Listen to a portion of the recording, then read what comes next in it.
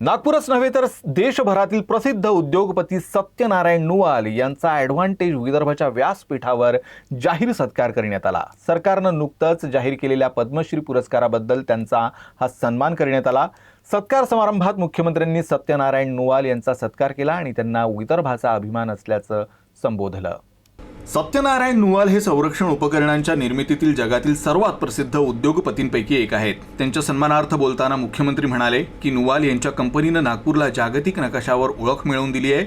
मुख्यमंत्र्यांनी सत्यनारायण नुवाल यांना विदर्भाचा अभिमान असल्याचंही म्हटलं। हमारे सत्यनारायण नुवाल जी का भी मैं बहुत बहुत अभिनंदन और आभार व्यक्त करना चाहूंगा कि नागपुर को वर्ल्ड मैप पे लाने का काम उनकी सोलर इंडस्ट्री ने डिफेंस मैन्युफैक्चरिंग के सेक्टर में किया है। दरम्यान नुवाल यांचा सपत्नीक सत्कार करण्यात आला। मुख्यमंत्री देवेंद्र फडणवीस आणि केंद्रीय मंत्री नितीन गडकरी यांनी त्यांचा सत्कार केला। हा सन्मान आपल्यासोबत काम करणाऱ्या 15,000 सहकाऱ्यांचा आहे। हा सन्मान आपल्यासाठी अभिमानाची बाब असून राष्ट्रीय हितासाठी काम करण्याची प्रेरणा देखील देत असल्याचं यावेळी नुवाल म्हणाले।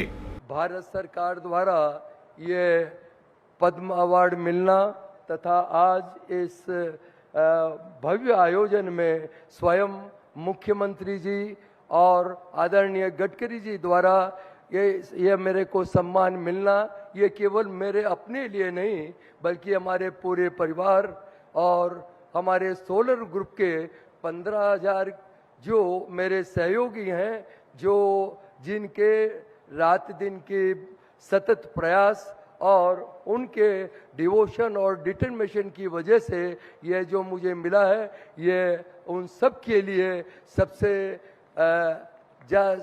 यस गर्व और सम्मान की बात है।